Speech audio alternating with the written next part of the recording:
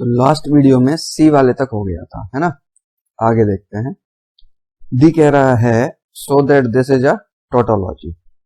चलिए देखते हैं।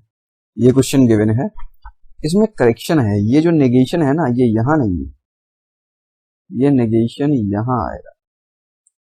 अब करिए, कैसे करेंगे। P और Q एंड इन सभी से नेगेशन बाहर ले लीजिए। एंड यहाँ पर P हो गया, ये और हो गया, ये Q, ये एंड हो गया, ये R हो गया, by using D Morgan's theorem, है ना। और नेगेशन इसमें से बाहर ले लीजिए, तो P और Q और यहां पर क्या था, ये और का साइन था, तो ये हो जाएगा एंड, ये हो जाएगा P और R। ये और ही रहेगा क्योंकि नेगेशन पूरे से बाहर लिया है ना। इसमें से नेगेशन ले लिया और इसमें से नेगेशन ले लिया। अब देखिए P और Q एंड नेगेशन ये लगा हुआ था और एक नेगेशन आपने इसमें से बाहर लिया, तो ये दोनों कैंसिल हो जाएंगे। एक नेगेशन लगा हुआ था ऑलरेडी, एक इन तीनों से बाहर ले लिया। ठीक, अब यहाँ पे डिस्ट्रीब्यूटिव लॉ लगाइए, तो क्या हो जाएगा P और Q, P और सॉरी यहाँ पे और अंदर है ना, तो ये एंड में कन्वर्ट हो जाएगा, तो ये वाला साइन बीच में आ जाएगा और वाला P एंड Q, और इधर क्या आ जाएगा जस्ट डिस्ट्रीब्यूटिव लॉ लगाएंगे तो और इधर एंड बीच में है ना, ये वाला साइन बीच में, फिर P और R, तो ये टर्म ये रहा। और नेगेशन में P और Q एंड P और R कैसे आया, by using D Morgan's theorem. यहाँ पे डी मॉर्गन्स थ्योरम लगाई थी और यहाँ पे डिस्ट्रीब्यूटिव लॉ लगाया, लिखते जाइएगा, है ना। विदाउट यूजिंग ट्रुथ टेबल पूछा था, तो इसलिए हम ऐसा कर रहे हैं। अब P और Q एंड P और Q, इसका मतलब तो एक ही होता है, तो P और Q ये दोनों था, एक बार आ गया, एंड P और R। ठीक, ये एक सिंबल बचा। और नेगेशन में ये नेगेशन पूरे के साथ चल रहा था, P और Q एंड P और R। तो अब देखिए ये टर्म और ये टर्म सेम लिखी हुई है ना, बिल्कुल सेम। अगर इसको लिखें x, ये और का सिंबल था, x और नेगेशन x, इसकी वैल्यू क्या हो जाएगी, x प्लस एक्स डैश हो गया, तो ये ट्रू हो जाएगा। ठीक, इस तरीके से आप इसको प्रूफ कर सकते हैं। नेक्स्ट क्वेश्चन क्या कह रहा है, बाइनरी ट्री को डिफाइन करना है। तो बाइनरी ट्री की डेफिनेशन हमने 5.9 में, वीडियो 5.9 आप सीधा DSTL की प्लेलिस्ट में जाइएगा, ये वीडियोस देख लीजिएगा। 5.9 में मैंने बाइनरी ट्री को डिस्कस किया है। अब ये प्रॉब्लम है, इसमें आपको प्री ऑर्डर और इन ऑर्डर दिया गया है, ट्री जनरेट करना है। इस प्रॉब्लम को कर लेते हैं, प्री ऑर्डर और इन ऑर्डर। तो प्री ऑर्डर का मतलब क्या होता है, रूट लेफ्ट राइट, मैं यहाँ ब्रैकेट में लिख देता हूँ। प्री ऑर्डर मतलब रूट लेफ्ट राइट, और इन ऑर्डर का मतलब लेफ्ट रूट और राइट। इसमें रूट इधर है, तो हम किधर से देखेंगे इस प्री ऑर्डर में, इधर से। चलिए देखते हैं। तो पहला रूट क्या होगा, ए, तो ठीक है। इधर देखिए ए कहां पर है, ये रहा, तो ये लेफ्ट में जाएंगे और ये राइट में जाएंगे, तो मैंने बना दिया रूट नोड ए। तो राइट में क्या जाएगा, एफ, सी और जी, और लेफ्ट में क्या जाएगा, बी, सॉरी एच, डी, आई, बी, जे, ई, के, ये लेफ्ट में जाएगा। अब नेक्स्ट रूट नोड क्या है, बी, तो बी इधर है ना, तो बी बना दिया। अब राइट में क्या जाएगा, ये वाला जे, ई और के, और इसके लेफ्ट में क्या जाएगा, ये एच, डी और आई। नेक्स्ट रूट नोड क्या है, डी, तो आप डी बना दीजिए। तो डी के राइट में क्या जाएगा, आई, ठीक है। लेफ्ट में क्या जाएगा, एच, ठीक, ये पूरा हो गया। नेक्स्ट रूट नोड एच बना दिया हूं, आई बना चुका हूं, ई, ई कहां रहा, ये। अब ई के राइट में क्या जाएगा, के, और ई के लेफ्ट में क्या जाएगा, जे। ठीक, लेफ्ट रूट राइट। तो नेक्स्ट रूट नोड जे के ये बना चुका हूं। इसके बाद सी, तो सी के राइट में क्या जाएगा, जी, और सी के लेफ्ट में क्या जाएगा, एफ। आप यहां से भी देख सकते हैं, राइट में जी और लेफ्ट में एफ। तो वही चीज मैंने यहाँ लिखी हुई थी। इस तरीके से ये ट्री आपका बन जाएगा। ओके, थर्ड का ये पार्ट है, prove that this this this this this. तो ये क्वेश्चन डायरेक्टली मैंने अपनी वीडियोस में डिस्कस किया है, same as it is video number 1.9, वहां से आप देखिए। हाँ, ये क्वेश्चन देखिए, ये इंपॉर्टेंट क्वेश्चन। इस क्वेश्चन को लोग देख के डर गए और बच्चों ने किया ही नहीं, जबकि ये क्वेश्चन बहुत ही आसान था। देखिए क्या है, समझिए। एन बी ए पॉजिटिव इंटीजर, ठीक है, और एस कोई सेट ऑफ स्ट्रिंग है, और आर एन कोई रिलेशन है, जिसको इस तरीके से लिखा है एस आर एन टी। तो मैं यहां लिख लेता हूं, रिलेशन क्या दिया गया है, एस आर एन टी। ये कुछ भी नहीं है, जैसे हम लोग इस तरीके से लिखते थे ना, ए और बी अगर दो एलिमेंट है तो इनके बीच में रिलेशन क्या आता था, आर। तो वही चीज है, ए को रिप्लेस कर दिया एस से, बी को रिप्लेस कर दिया टी से, और आर को रिप्लेस कर दिया आर एन से। ठीक है ना। अच्छा, if and only if S equal to T, इसका मतलब क्या है कि ये और ये दोनों या तो इक्वल होंगे। मैं लिख देता हूं एस इक्वल टू टी, और both S and T have at least n character, at least n character, ठीक है। The first n character of S and T are the same.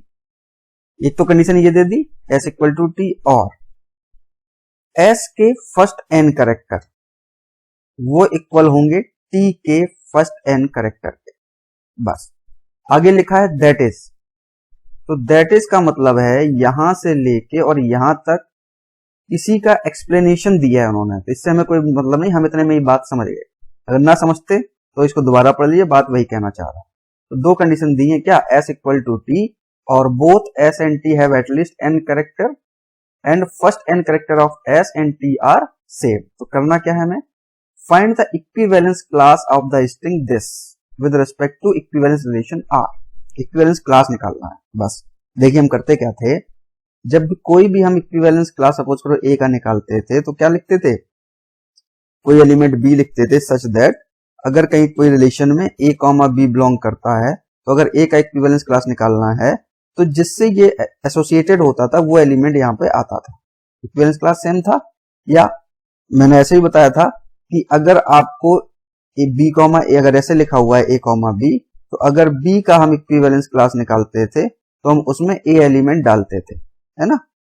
तो दोनों बातें सेम है, क्योंकि इक्विवेलेंस रिलेशन होगा तभी इक्विवेलेंस क्लास निकालेंगे। तो क्लोजर प्रॉपर्टी सेटिस्फाई होगी, तो ए यहां लिखा हो या बी यहां लिखा हो उससे कोई फर्क पड़ता नहीं। अब देखिए हमें क्या निकालना है, एस आर 4 टी। 4 क्यों कर रखा, क्योंकि जो हमें स्ट्रिंग दी गई है वो ये दी गई 011, तो 4 बिट की है तो मैंने 4 लिख दिया। तो अगर हम 011 इसका अगर हम इक्विवेलेंस क्लास निकालेंगे विद रिस्पेक्ट टू रिलेशन 4, तो देखिए क्या आएगा। कंडीशन क्या दी गई है, एस इक्वल टू टी, तो इक्वल का मतलब ये वाली string same as it is आ जाएगी। ठीक, अब दूसरी बात क्या कह रहा है कि फर्स्ट एन कैरेक्टर और इसके एन कैरेक्टर सेम होने चाहिए। तो ठीक है, तो 011 0 और 011 1, तो ये देखिए सेम रहे फर्स्ट एन कैरेक्टर, तो यहाँ पे 0 हो गया, यहाँ 1 हो गया, और कोई कॉम्बिनेशन बनेगा नहीं।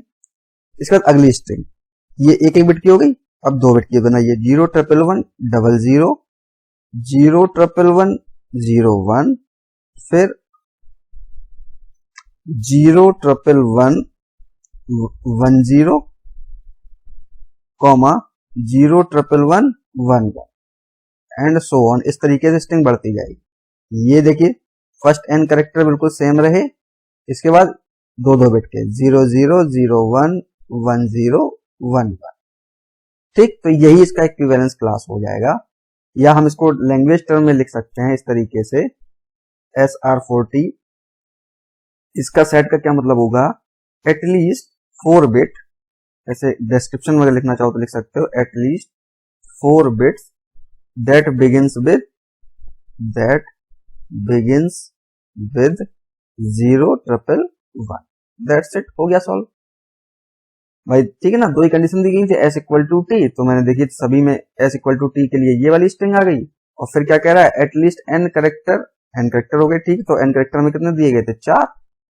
First n character of S and T are same, तो फर्स्ट मैंने सेम कर दिए। यहाँ पे देखिए 0 सभी में है, बाद में पहले एक एक बिट का कॉम्बिनेशन लगाया, फिर दो दो बिट का लगाया, 3 3 बिट का लगता चला जाएगा, 4 4 बिट का लगता चला जाएगा। तो ये इसका इक्विवेलेंस क्लास हो गया, दैट्स इट, इतना ही सोल्यूशन लिखना।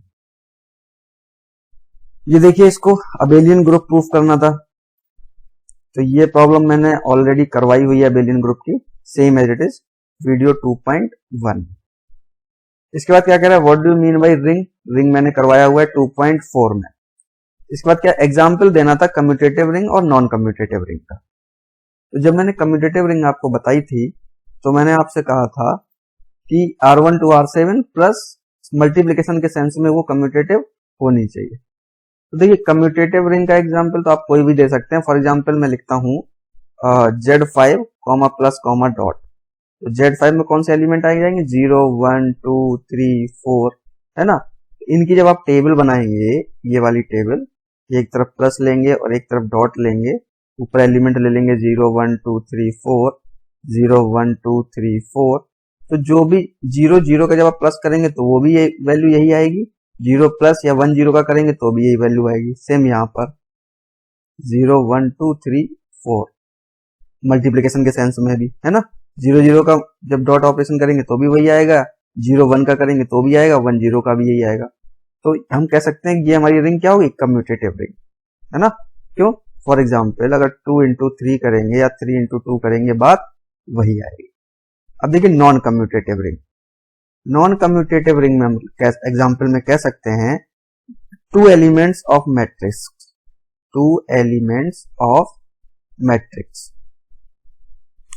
जिसके सपोज करो एलिमेंट है, एक कोई एलिमेंट दिया गया है, इस तरीके से लिख दीजिए, ring of 2 by 2 matrix is not commutative, because अगर एक एलिमेंट ये है और दूसरा एलिमेंट ये है, तो इनका जब आप डॉट करेंगे तो ये आएगा, बट अगर आप एलिमेंट बदल देंगे, अगर सपोज करिए ये ए है और ये बी है, तो ए डॉट बी अगर निकालेंगे तो ये आएगा, और अगर बी डॉट ए निकालेंगे तो फिर ये आएगा, तो दोनों वैल्यू सेम नहीं है।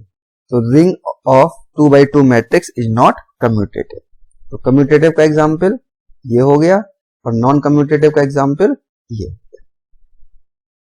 नेक्स्ट क्वेश्चन, इसको प्रूफ करना है पार्शियल ऑर्डर, ओके, और ए बी सी डी इसका हैश डायग्राम बनाना है और ये प्रूफ करना है कि ये लेटेस्ट होगा या नहीं होगा। तो पार्शियल ऑर्डर सेट प्रूफ करने के लिए हमें कौन कौन सी प्रॉपर्टी डालनी पड़ती है, रिफ्लेक्सिव, एंटी सिमेट्रिक और ट्रांजिटिव। तो जाहिर सी बात है, कोई भी सेट ए अपने आप का भी सबसेट होगा तो रिफ्लेक्सिव हो जाएगा, है ना। और अगर हम लिखते हैं A subset B and B subset A, तो then A equal to B हो जाएगा, क्योंकि इसमें इक्वल का सिंबल होता है। और अगर if A subset of B and B subset of C, है ना, then A will be subset of C, ये भी प्रॉपर्टी प्रूफ होती है। तो हम कह सकते हैं कि this relation is partial order set. ठीक है, आगे देखिए। अब इसने कहा था कि ए बी सी डी, इसका आप हैश डायग्राम बनाइए, बना लेते हैं। देखिए कैसे बनाएंगे आप हैश डायग्राम। 5 फिर से 4 एलिमेंट निकलेंगे, ए बी सी और डी अलग अलग निकाल दीजिए। तो A B C D D, ठीक है। अब दो दो के बना दीजिए, तो ए बी या ए कॉमा बी, आप ब्रैकेट लगा लीजिएगा, मैं केवल एलिमेंट लिखता जाता हूं। ए बी फिर ए सी, तो ए सी फिर ए डी, है ना। तो ए डी को मैं यहां पर बना देता हूं, ये हो गया ए कॉमा डी, एक के हो गए तीनों, A B A C A D, फिर बी का बनाइए, बी ये तो हो चुका है, बी सी, तो ये रहा बी सी। फिर बनाइए बी डी, तो बी और डी, ठीक है। अब 3 3 के बनाइए, कोई बचा, सी डी रह गया अभी, तो सी डी को मैं यहां डाल देता हूं, ये गया सी कॉमा डी। अब 3 3 के बनाइए, तो ए बी सी, तो ए बी सी किससे कनेक्ट होगा, इन दोनों से। ये हो गया ए कॉमा बी कॉमा सी। फिर क्या आएगा, ए बी डी, तो ए बी डी इससे कनेक्ट हो गया, ए बी डी। फिर ए सी डी, तो ए सी और ए डी, तो ए सी डी। फिर बनेगा बी सी डी, तो बी सी डी, तो बी सी डी इन दोनों से कनेक्ट हो गया, है ना। फिर और भी कोई 3 3 कॉम्बिनेशन बनेगा, A B C, A B D, A C D, B C D, बस ठीक है, ये 4 ही बनेंगे। अब ए बी सी डी चारों का बनेगा, तो ये चारों तो यहां से कनेक्ट हो जाएगा, तो A B C and D. और ये ए सी डी वाला तुमने इससे छोड़ दिया, इससे भी कनेक्ट करिए, बी डी इससे कनेक्ट ही है, बी सी डी इससे कनेक्ट है, ओके। अब इसकी मैपिंग बना लीजिएगा, एरो कोई छूट ना गया हो, है ना। लॉजिक वही है जो हम 3 का बनाते थे, वैसे ये 4 का हो गया। अब ये प्रूफ करना है ये लैटिस होगा या हो जाएगा, क्योंकि इसमें हर एक पेयर के बीच में एलयूबी और जीएलबी हमारा एग्जिस्ट करता है। आप कोई सा भी देख लीजिए, सपोज करो ए बी है और ये बी डी है, तो ये ऊपर जाके सभी ए बी सी डी में तो एटलीस्ट जुड़ ही रहे हैं, है ना। तो सारे पॉइंट कनेक्ट हो रहे हैं और नीचे 5 से आ रहे हैं, तो इसलिए इसका कोई ना कोई एलयूबी और जीएलबी हर एक पेयर का निकल आएगा, इसलिए हम कह सकते हैं ये हमारा लैटिस होगा, ठीक है। Next question, find sum of product and product of sum for Boolean function this.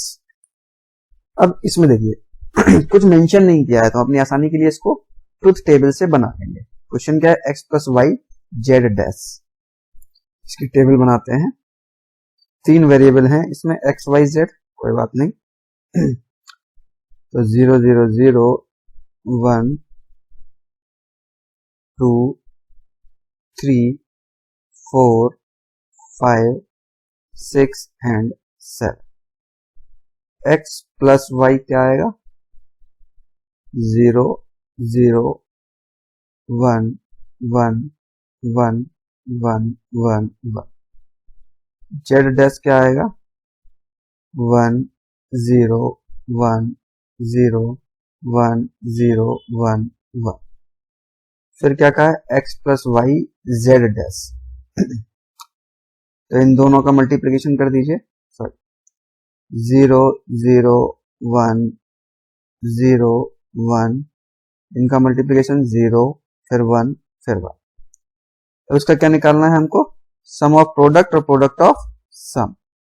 तो सम ऑफ प्रोडक्ट का मतलब क्या, हम लोग 1 देखते हैं ना, 1 कहां पर है, ये, तो क्या आ जाएगा, X dash Y Z dash, तो X dash Y Z dash plus दूसरा 1 ये आया, यहां पर क्या हो जाएगा, X Y dash Z dash, X Y dash Z dash plus दूसरा 1 कहां पर आया है, ये क्या हो जाएगा, X Y Z dash, X Y Z dash plus, और एक 1 कहां पर आया है, ये,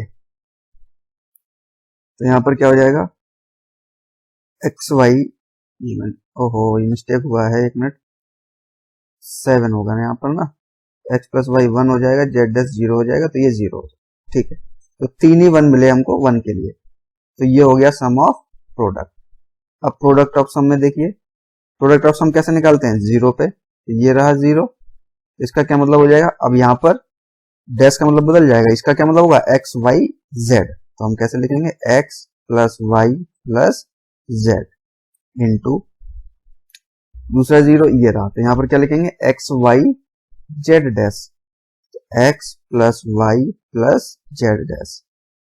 इसको कैसे लिखेंगे हम लोग, X Y dash Z dash, X plus Y dash plus Z dash into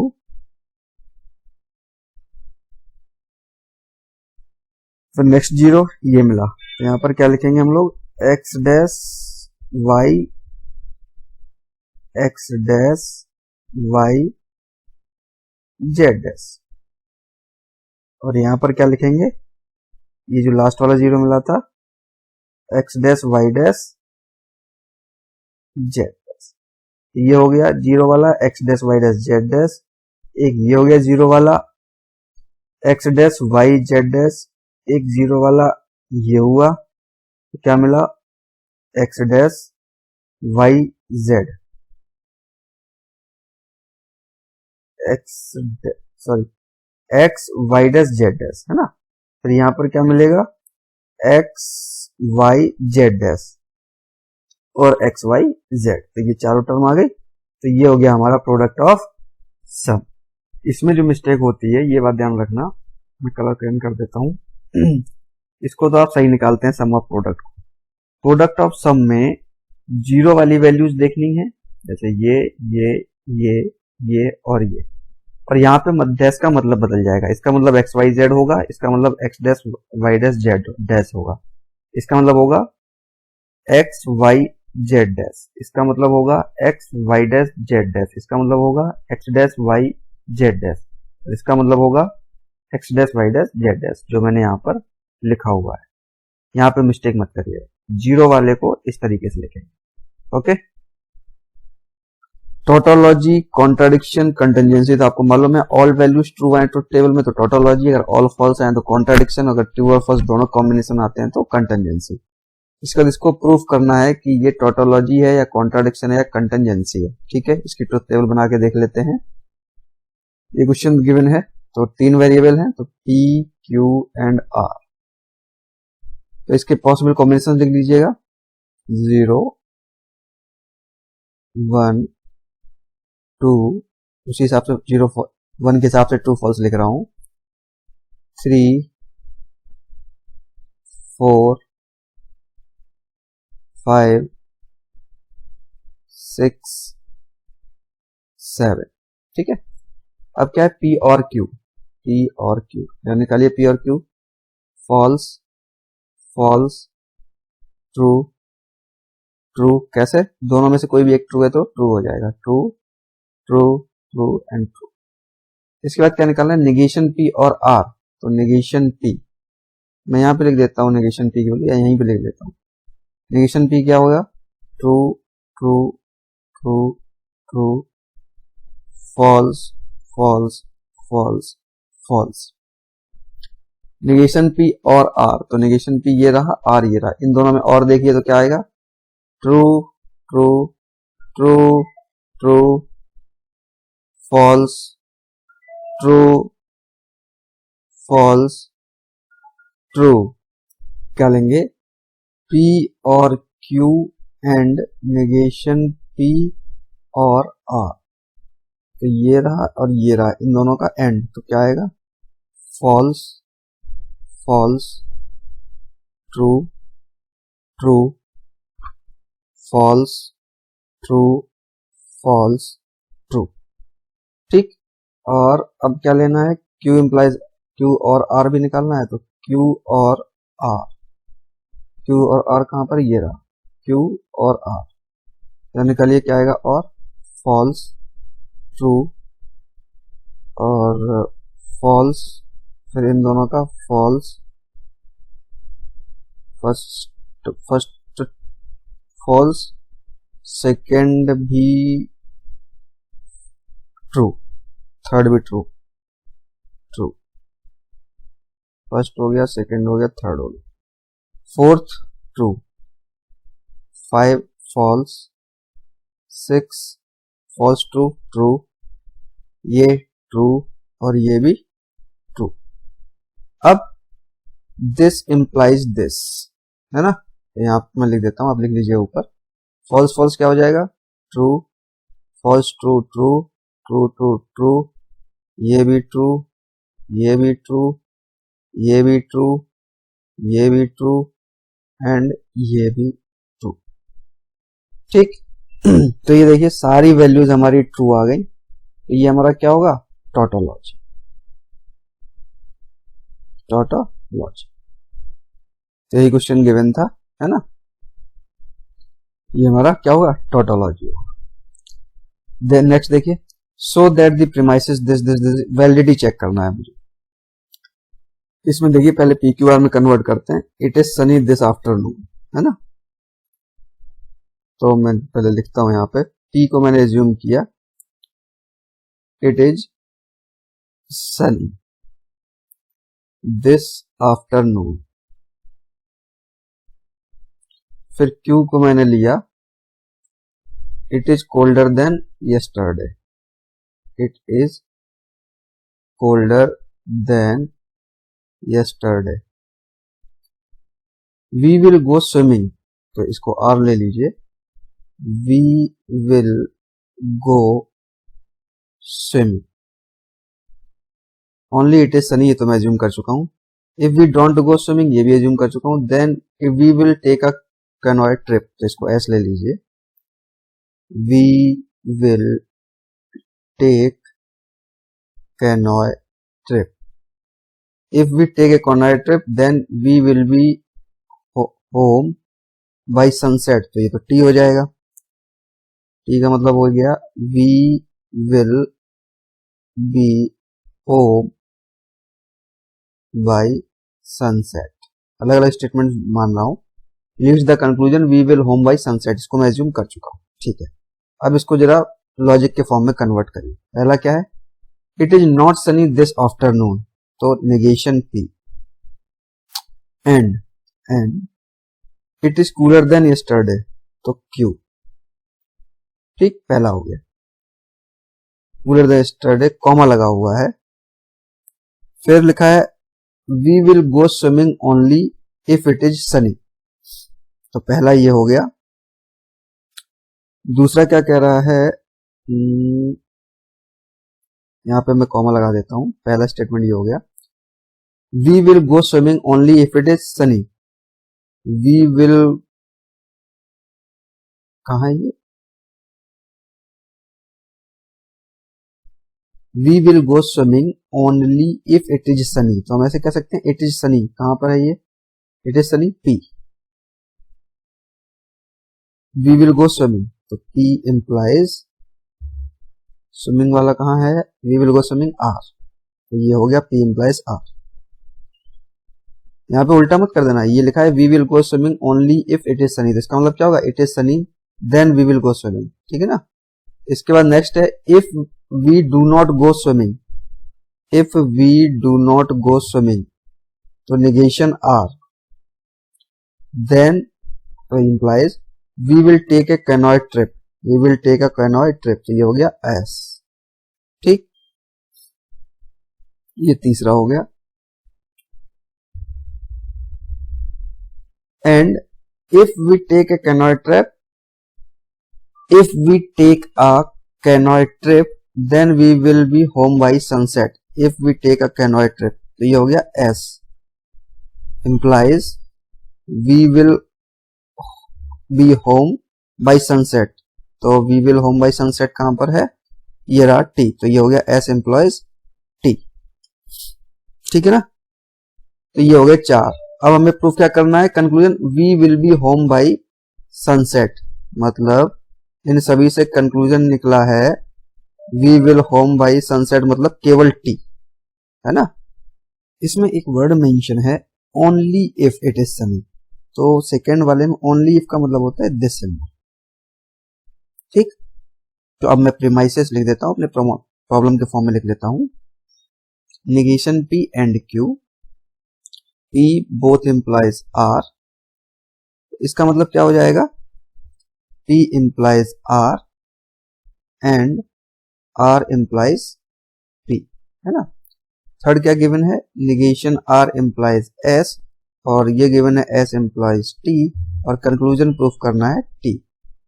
अब देखिए P Q R S T इतने वेरिएबल्स हो गए, तो अब इसमें टेबल तो हम बनाएंगे नहीं, तो रूल्स ऑफ इन्फेरेंस ही करेंगे, ठीक है। देखिए फर्स्ट वन इज, मैं नंबर डालता जाता हूं, नेगेशन P एंड Q, ये क्या है, गिवन है, तो इसमें से मैंने बताया था कि जब दोनों एंड लगे हैं इसका मतलब क्या, दोनों की वैल्यू ट्रू होगी, तो मैंने ये उठा लिया नेगेशन p। ये कैसे आया, बाई सिंप्लीफिकेशन। ठीक है, अब देखिए हमें ये दिया गया है p this one and this one, तो p implies r and r implies p क्या है, गिवन है। सेम चीज यहां मैं अपने काम की चीज उठा लेता हूं यहां से, r इंप्लाइज p, क्योंकि दोनों वैल्यू ट्रू होंगी, तो r implies p by simplification, क्योंकि एंड लगा है दोनों वैल्यू ट्रू होंगी तो हमने एक उठा लिया। अब देखिए r इंप्लाइज p और नेगेशन p, तो इससे क्या आ जाएगा, नेगेशन r, कैसे, मॉडस टॉलेंस, तो modus Tollens of 2 and 4, 2 and 4, तो ये मिल गया हमको नेगेशन r। अब देखिए ये दिया गया नेगेशन r इंप्लॉइज s, ये क्या है, गिवन है। ठीक, तो इससे हमें क्या मिल जाएगा, इन दोनों से 7 बाई मॉडस पोनेंस, है ना, तो modus ponens of 5 and 6, negation R आ गया, तो यहां पर क्या मिल गया हमको, s, है ना, और s इंप्लॉइज t, ये क्या है, गिवन है। ठीक है, इन दोनों का अगेंस्ट मॉडस पोनेंस करेंगे हम तो क्या मिल जाएगा, s इंप्लॉइज t और s, तो इससे क्या मिल जाएगा, t, तो 9th नंबर में यहां पे लिख देता हूं t। ये कैसे आया, by using modus ponens of 7 and 8। ठीक, तो ये हमको t मिल गया, ये प्रीमाइसेस हम लेके चले और यहां पर आ गया। यहां पर समझने वाली बात केवल यही थी इस प्रॉब्लम में, आपने कन्वर्ट किया बस ये ओनली इफ वाला। ठीक है ना, कुछ लोग इसको डायरेक्ट लिख देते हैं ऐसे कि वी विल गो स्विमिंग मैंने लिया था ये r को, और इट इज सनी इसको हम लोग ले लेते हैं p को, तो सीधा लिख देते हैं r implies p, r implies p। ठीक है, हम यूज जरूर देखिए r इंप्लाइज p को कर रहे हैं यहाँ पर, लेकिन ये ऐसे नहीं आया क्योंकि ओनली इफ है तो बोथ इंप्लाइज होगा, फिर ये एंड होगा, एंड में दिस वन भी ट्रू होता है, दिस वन भी ट्रू होता है, तो फिर हमने एक पिक किया हुआ है। प्रॉपर तरीका ये है इस प्रॉब्लम को सॉल्व करने का। नेक्स्ट क्वेश्चन है डिफरेंट वेज, तो ये मैंने नहीं बताया, ये बताएंगे।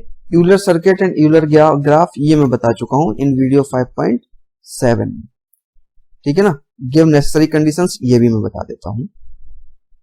ग्राफ रिप्रेजेंटेशन के 3 तरीके होते हैं। First one is adjacency matrix, इसका मतलब होता है ए अगर कोई एडजेसेंट में है तो 1 अदरवाइज 0। जैसे ये देखिए ग्राफ बना हुआ है, ए बी सी डी इधर ले लिया, ए बी सी डी इधर ले लिया, ए के एडजेसेंट में कौन कौन से हैं, बी सी डी, तो बी पे 1, सी पे 1, डी पे 1। ठीक, ऐसी तरीके से बी के एडजेसेंट कौन है, ए डी ई, तो ए डी ई इन पे 1 बाकी 0, है ना, तो ये तरीका है।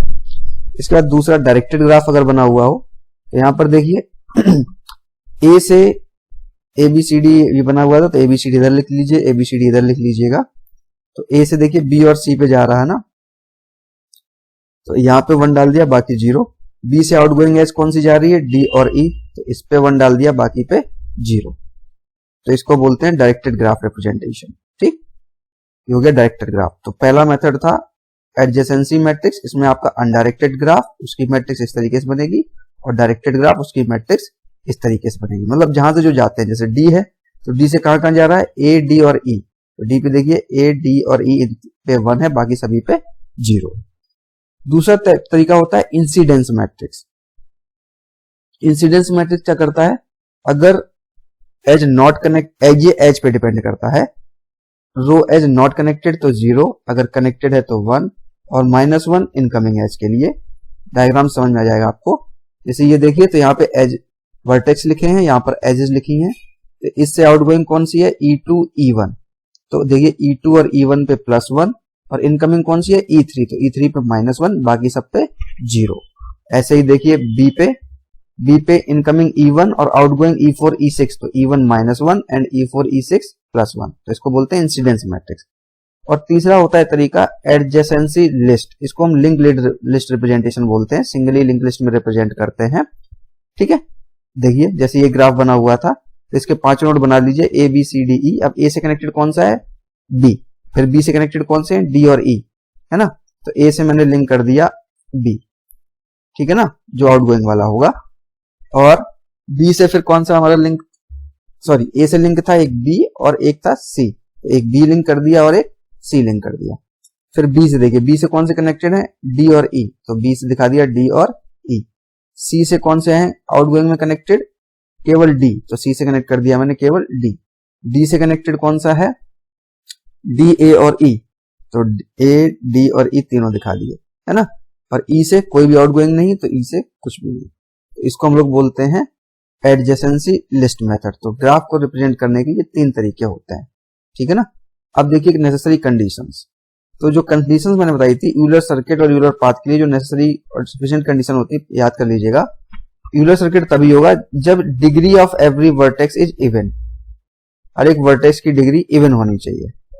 और यूलर पाथ तभी उसमें एग्जिस्ट करेगा if there are at most 2 vertices with odd degree. ये दो नेसेसरी और सफिशिएंट कंडीशन होती हैं यूलर सर्किट के लिए और यूलर पाथ के लिए, ठीक। ये क्वेश्चन थ्योरेटिकल था, तो इस तरीके से आप कर सकते हैं। नेक्स्ट क्वेश्चन है an equal to 8an-1 and the initial condition is this using generating function, ठीक है। जनरेटिंग फंक्शन सॉल्व करना है, कर लेते हैं। तो इस प्रॉब्लम में ये जो डिस्क्रिप्शन दिया गया है, ये इसी प्रॉब्लम का डिस्क्रिप्शन दिया गया है जो आगे ये लिखा हुआ है n digit number and decimal notation this. तो इसमें जो क्वेश्चन फंसता है कि a0 नहीं गिवन है, तो सीधा सा मतलब है इसमें a0 इक्वल टू 1 हम एज्यूम करेंगे। अब देखिए कैसे सॉल्व करेंगे। इसमें a0 इक्वल टू 1 हम एज्यूम कर लेंगे। अब देखिए बस जेनेटिक फंक्शन सॉल्व कर लीजिए। इसमें हम क्या करते हैं, हायर ऑर्डर टर्म क्या है n, तो zn से हम मल्टीप्लाई कर देंगे दोनों तरफ, n z to the power n 8an-1 z to the power n plus 10 to the power n-1 into zn।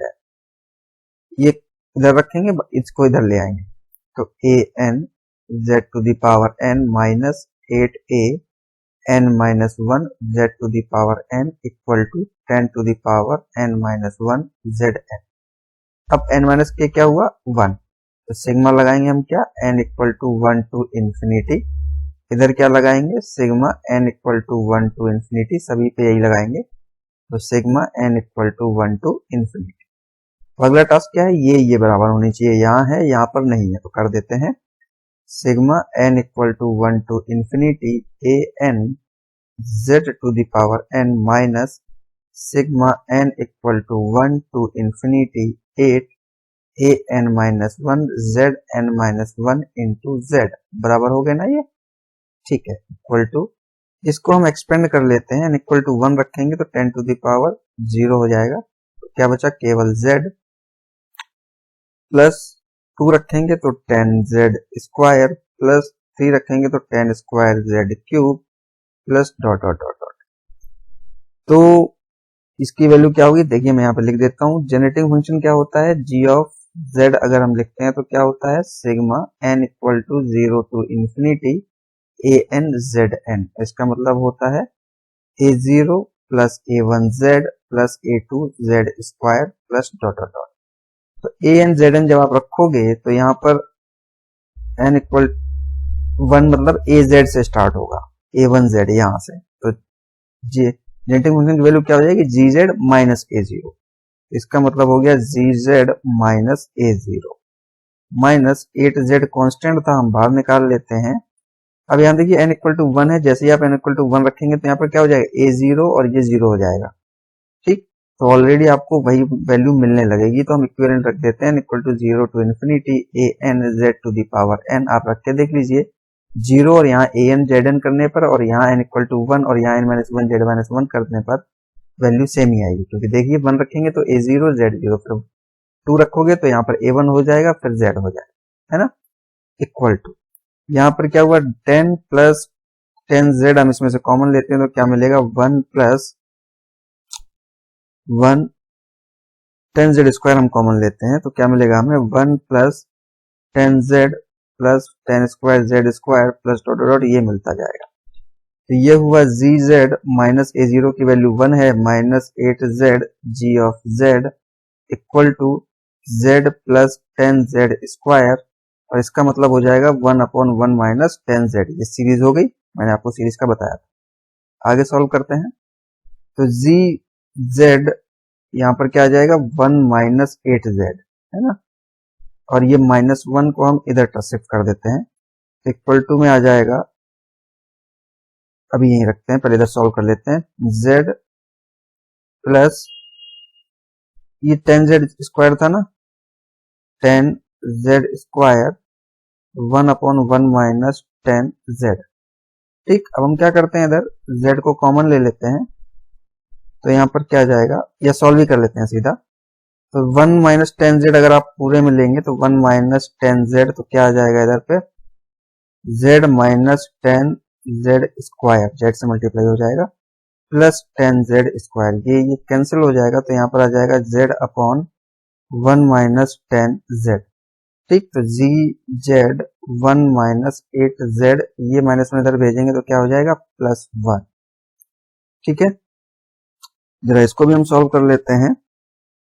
तो क्या आएगा 1 माइनस 10z, तो ऊपर क्या हो जाएगा z plus z minus 10z। ठीक है ना, तो ये क्या हो जाएगा, sorry, z plus 1 minus 10z, 1 यहाँ पर 1 आएगा ना, तो ये हो जाएगा 1 minus 9z upon 1 minus 10z। ठीक, अब gz इक्वल टू आप निकालेंगे तो क्या हो जाएगा 1 minus 9z upon 1 minus 10z और 1 माइनस 8z। ठीक, अब इसको सॉल्व करना है, उस फॉर्म में लाना है gx की। तो हम क्या करते हैं, यहाँ देखिए फैक्टर कैसे करेंगे, 1 प्लस 1 मतलब 2 ऊपर होना चाहिए, 10 और 9, तो हम क्या करते हैं इसमें 2 का मल्टीप्लाई ऊपर भी कर देते हैं और नीचे भी कर देते हैं। तो इधर आ गया 1/2, अंदर आ जाएगा 2 minus 18z upon 1 minus 10z और 1 माइनस 8z।